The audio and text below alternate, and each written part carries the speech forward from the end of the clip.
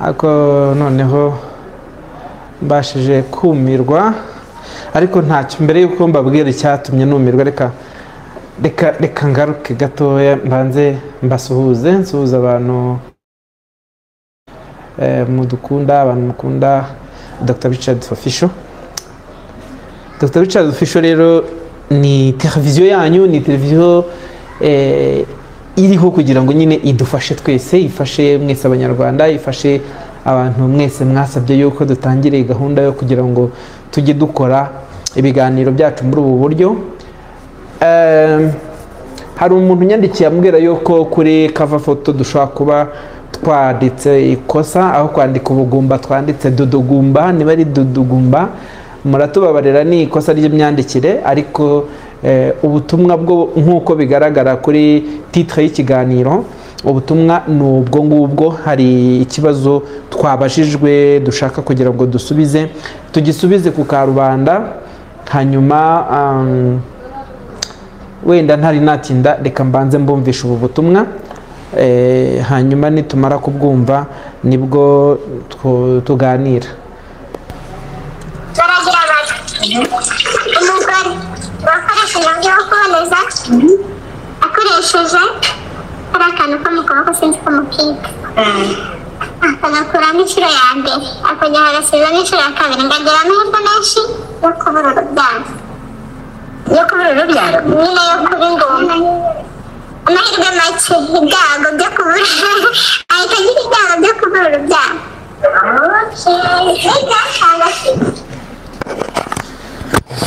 Mwumve namwe amakuru abantu bacu hirya no hino bari kugenda bakonsoma, amakuru bagenda bakura ahantu hirya no hino tutazi, ahantu hatizewe, ahantu ababivuga n'iki nabo tutazi neza aho babikura. Nawe ararangiza abaza ati nibyo cyangwa si byo. Urumva ko mu by'ukuri abantu twarabaroze, twarabamaze. Ari nayo mpamvu mu kiganiro cy'ubushize nahoze ndimo mvuga nti ariko mu by'ukuri ibi byose ntibiri mu bigize icyaha, kugira ngo umuntu yifata abeshya abandi hanyuma ababeshye ibintu bishobora kugira ingaruka ku buzima bwabo. Ibi byo ntabwo biri mu bigize icyaha. Ese inzego zishinzwe kugenza ibyaha ibi ntabwo byo zabirebaho? Ntabwo ndi mu bashinzwe kugenza ibyaha, ariko nshingiye ku cyo umumaro wo kuboneza urubyaro umariye igihugu, umariye leta, umariye buri muntu ku giti cye, umariye umuryango, ntekereza yuko umuntu ubuza abantu kuboneza urubyaro yifashishije amakuru y'ibinyoma, amakuru y'ibihuha, ntabwo ari umuntu rwose navuga yuko akunda abantu. Singiye kuvuga ngo n'umwanzi w'igihugu nabara abantu biharaje kuvuga ibintu muri ubwo buryo, ariko ngiye siko ndi bubivuge, gusa no, ntabwo ari suku byakabaye, suku byakagenze, suku twakabaye dufata abantu ngo tubacurike, suku twakagombye kuba duha abantu amakuru.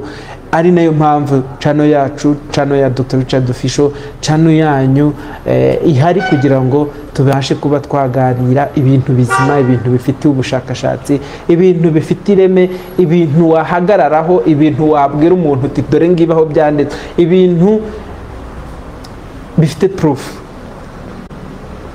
Ibaze nk'umuntu ubyuka mu gitondo akavuga ngo uyu muntu ngo ashyize ngo agapira ko mu kuboko n'akandi n'utundi dupira twinshi twagiye tubigarukaho ibintu byo kuboneza urubyaro tugerageza kubikoraho kenshi gashoboka, ariko umuntu akabyuka mu gitondo akabwira abantu ati nuboneza urubyaro ukoresheje buno buryo uramenye bizakugiraho ingaruka, bizagenda gutya na gutya. Ese urinde wo kugira ngo ugene uko ubuzima bw'abantu buzagenda nta n'ubushakashatsi wakoze.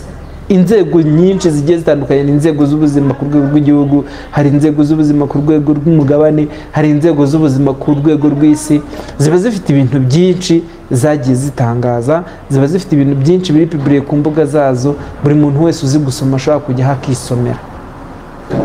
Mugende murebe topic zigendanye n'uburyo bwo kuboneza urubyaro, no hirya no hino ahantu hose abapiburiye ibintu by'ubushakashatsi bigendanye no kuboneza urubyaro, murebemo ko hari ikintu kigendanye n'ubugumba kirimo.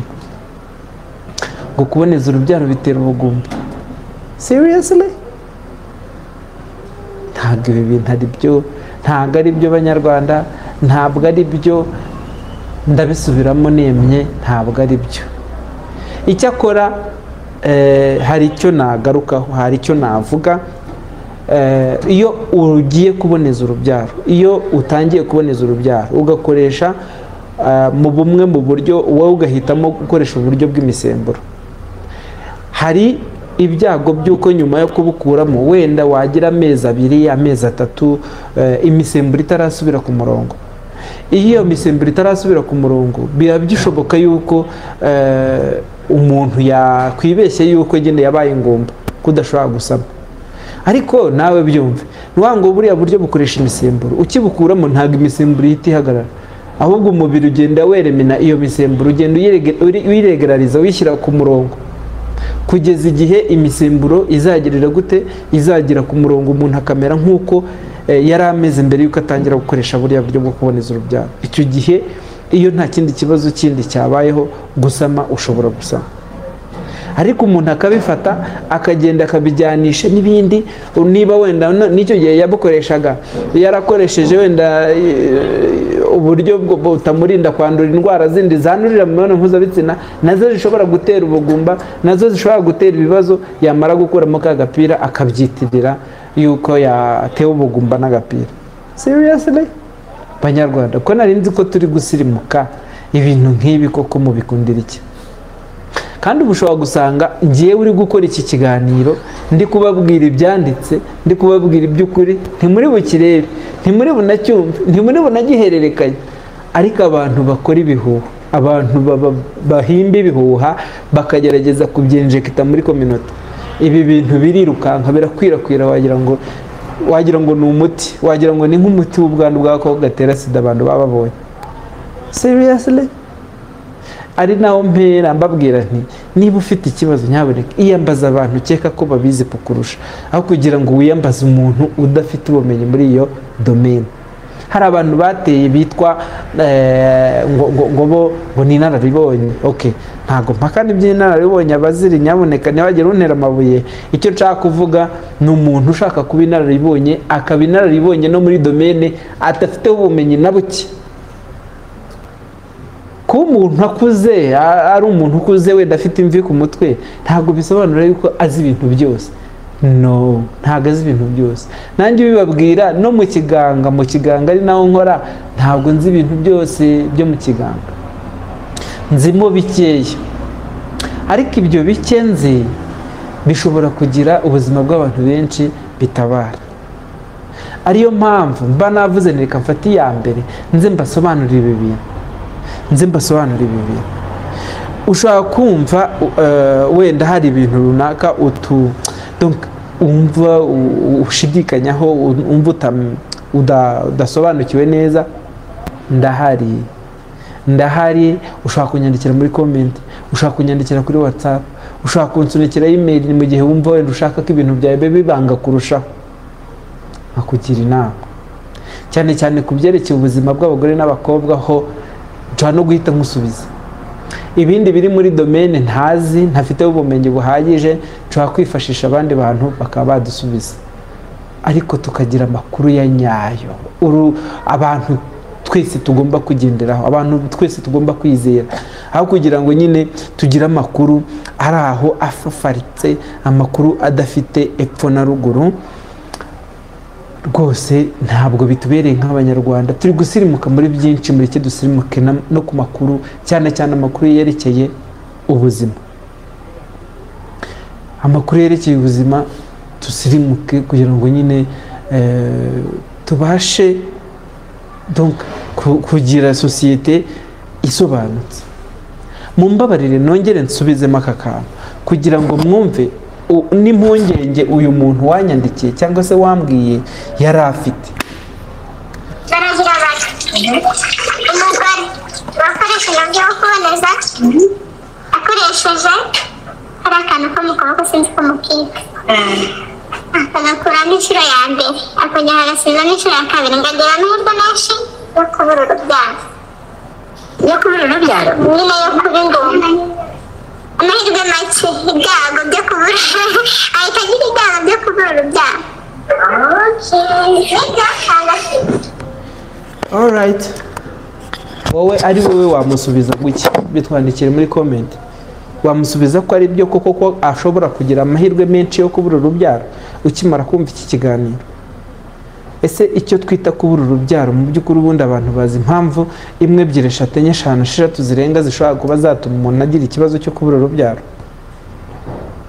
Hari impamvu nyinshi zishobora gutuma umuntu agira ikibazo cyo kubura urubyaro, ariko ntago wahera ko ngo ubyatribuwe ku buryo bwakorewe ubushakashatsi bunoze kugira ngo uhite ubyambika icyo cyasha uvuge ngo runaka yakoresheje agapira ngo none ngo yabuze urubyaro, kandi ubwo wenda amaze amezi 3 agakuyemo.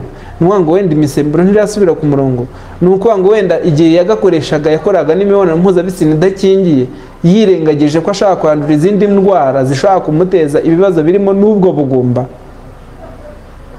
ariko byose akabifata akabishyira hehe? Akabishyira ku gapira. Hari udupira twinshi rero, hari udupira two muri nyababyeyi turimo amoko abiri, hari udupira two mu maboko, two mu kuboko, hari izo bita patches, nazo ziririzinga imisemburo ku kigero runaka buri munsi. Nuwa ngo n'utuntu womeka ku mubiri ahantu runaka, noneho tukajya tugenda turekura imisemburo yinjira mu mubiri. Ibyo byose bikaba byatuma umuntu abasha kuboneza urubyaro. Kuboneza urubyaro byose nkibabwira akamaro kabyo kuko abanyarwanda mumaze kukamenya. Umuntu ashobora kuboneza urubyaro kubera ko akeneye kuringaniza imbyaro ze, akamenya uko abana babyara, akamenya ko ashoboye kubarera, akamenya ko inshingano yo kubyara kwanza ntabwo ari we wenyine ireba, ari no kubyarira igihugu. Iyo bigeze ku gihugu rero byo bihindura isura. Ni ukuvuga ngo igihugu gikeneye yuko abantu bose baba bari responsible. Niba ugiye kubyara ukabyara abana ufitiye ubushobozi bwo kurera, ntago igihugu ari cyo kizajya gufata abantu ku ngufu kugira ngo kibafashe kuboneza. Cyokora kizatanga uburyo nyine kugira ngo abantu nyine babashe kuboneza bitabagoye, kandi ubwo buryo burahari. Abantu bafite ubumenyi bashobora kubasobanurira akantu ku kandi kuko ibintu bigendanye no kuboneza bikorwa, abo bantu nabo barahari. Ubwo rero nahawe munyarwanda wo kugira ngo umenye sosi ya nyayo ahantu ukura amakuru. Amakuru yakurahe? Ninde uguha amakuru? Aho ni waba uhabwa amakuru n'umuntu nk'uko nahoze mbivuga waboneje urubyaro ariko akoresheje iki se? Byagenze bite? Bitekerezeho hanyuma wisubireho, ugenzure sosi y'amakuru yawe, ugenzure. Cyokora niba uza gukura amakuru kuri Dr. Richard Official, ho I am responsible y'ibintu mba navuze. Mfite inshingano rwose ya responsibility y'ibintu mba navuze.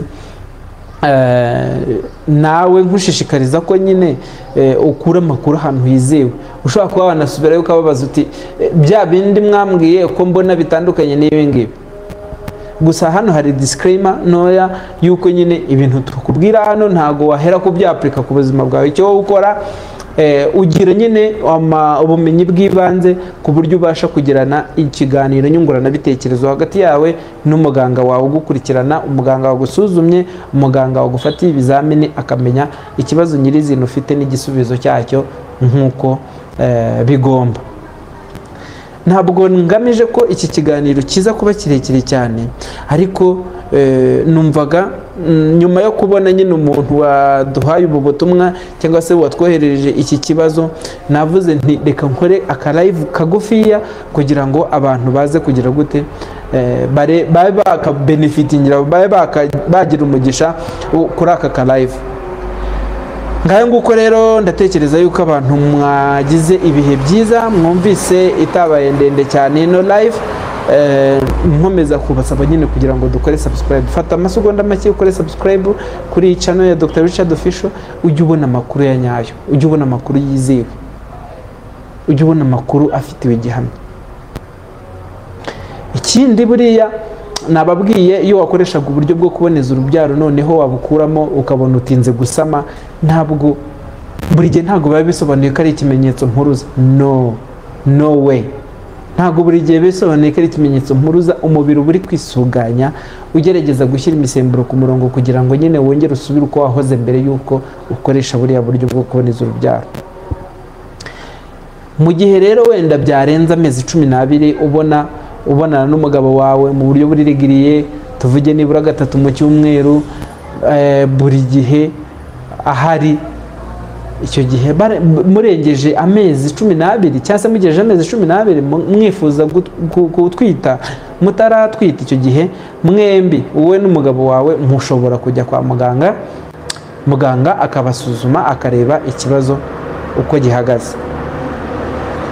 Ndatekereza yuko iki kiganiro ni kigufi ariko kirimo amakuru y'ingenzi abantu bakeneye kumenya, kirimo amakuru y'ingenzi abantu bakeneye kuba bamenya, ndetse bibaye byiza kugira ngo abantu bajye basangira amakuru y'ibihuha, mwajya musangiza ibiganiro nk'ibi ngibi ku mbuga nkoranyambaga aho muba hirya no hino, ibintu nk'ibi ngibi mukaba mwabikwirakwiza kugira ngo abantu bamenye amakuru bagomba kuba bamenya atari amakuru y'ibihuha.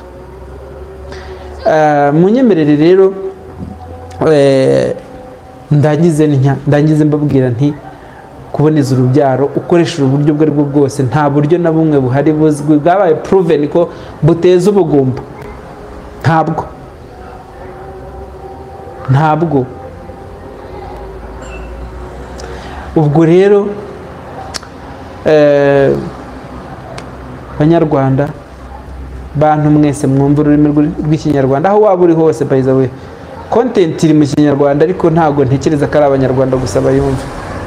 Content ishobora kuba yumvwa n'abantu bose, yumvwa n'abarundi, yumvwa n'abantu bo muri Kongo, yumvwa n'abaganda bafumbira. Mwese turabashishikariza kugira ngo aya makuru mushake icyo muyakoresha ariko kibafitiye umumaro, kandi duharanire nyine guhindura sosiyete yacu, duharanire guha sosiyete yacu ibintu bifite ireme, duharanire guha sosiyete yacu ibintu bizima, ibintu banaguhamagaye ngo ngwino usubiremo ibyo wavuze wabisubiramo wumva udafite intugunda kuko wavuze neza ko ibyo uvuga ari ukuri. No, wenda ntabwo twagiye tugaruka cyane cyane ku buryo bwose bwo kuboneza urubyaro buhari, ariko niyo twabugarukaho ikindi gihe uzabona yuko mu by'ukuri ko ibyo twababwiye ni ukuri. Ibyo twababwiye ni ukuri, kwambaye ubusa koko kuboneza urubyaro nta kintu bitwaye, bifasha ahubwo wowe, bigafasha umuryango, bigafasha igihugu ndetse n'isi muri rusange. Tekereza wabyaye umwana utamuteganyije, akajya gusaba umwambaro ukawubura, ukananirwa kwijyanira umwana ku ishuri, ukaburira umwana wawe ibyo arya, nyamara waramuzanye hano ku isi utamugishije inama. Ubitekerezeho, hanyuma nurangiza ufate umwanzuro niba koko ugomba kumva ukuri nk'uko kwanditse muri siyanse, nk'uko maze kukubabwira, cyangwa se niba ugomba gukomeza gukurikira ibihuha ngo nuko wabibwiwe n'abantu utekereza yuko ngo ari inararibonye, ngo ni umukecuru, ngo arabizi, ngo yabyaye benshi cyangwa yabyaje benshi. Come on. Ntabwo ariko sosiyete nyarwanda yakagombye kuba ikimeze muri iki gihe. Ngaho rero munyemerere dukore subscribe, dufate iminota mike dukore subscribe kuri iyi channel ya Dr. Richard Official. Tubonane mu minsi ya vuba cyane. Murakoze, murakarama, naho ubutaha.